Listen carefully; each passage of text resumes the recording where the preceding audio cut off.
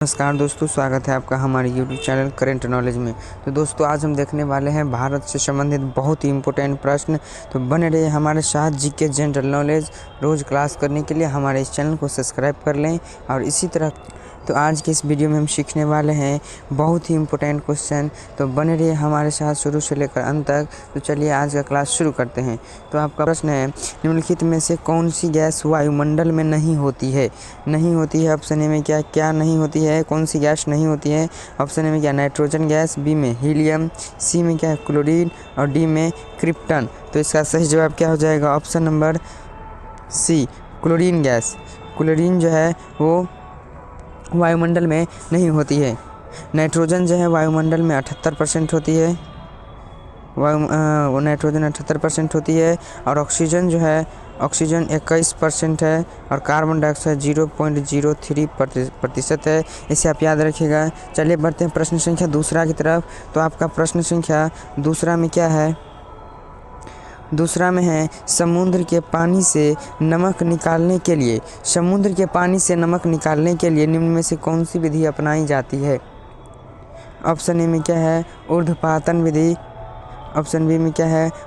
वाष्पीकरण। बी में option C में क्या है? क्रिस्टलीकरण और सी में क्या है? आसवन।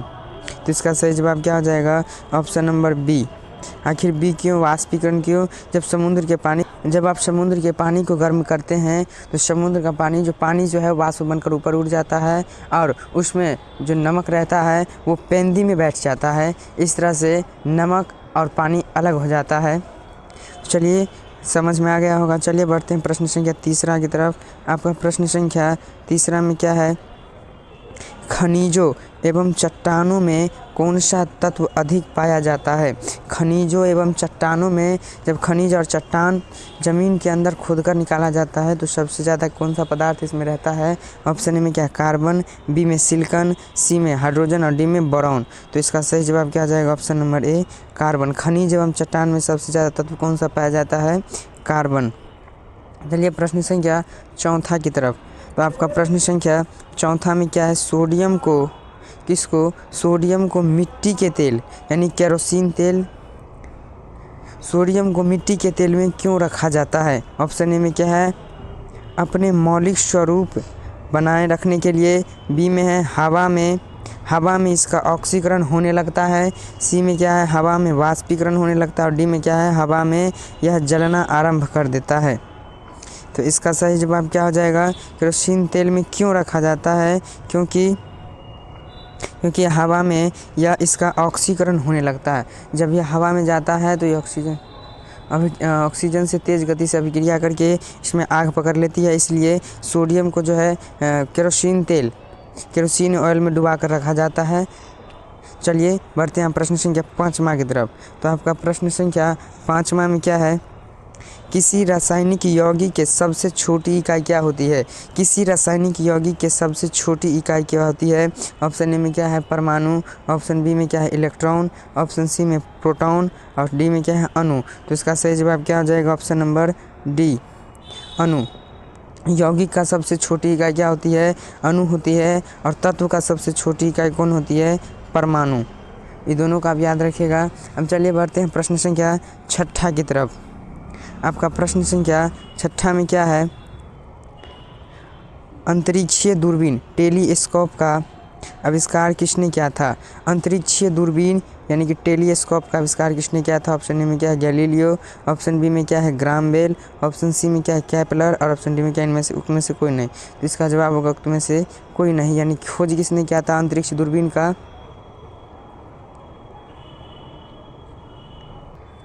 अंतरिक्षीय दूरबीन का जो खोज किया था वो क्या था? उसका नाम था हेंस।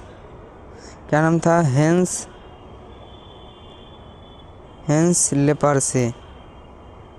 लेपर्से नाम था जो अंतरिक्षीय दूरबीन का खोज किया था। अब चलिए बढ़ते हैं प्रश्न संख्या सातवां की तरफ। तो आपका प्रश्न संख्या सातवां में क्या है? सातवां में है एक्सरे। जब कोई हड्डी या कोई चीज़ शरीर का कोई भी बॉडी अंग टूट जाती है तो उसका एक्सरे करवाया जाता है ताकि ये देख सके कि उसका अंग सही में टूटा है या नहीं टूटा है या क्रैक हुआ है। तो एक्सरे इसलिए करवाया जाता है, एक्सरे का आविष्कार, यह जो एक्सरे है इसका आविष्कार किस वैज्ञानिक ने किया था?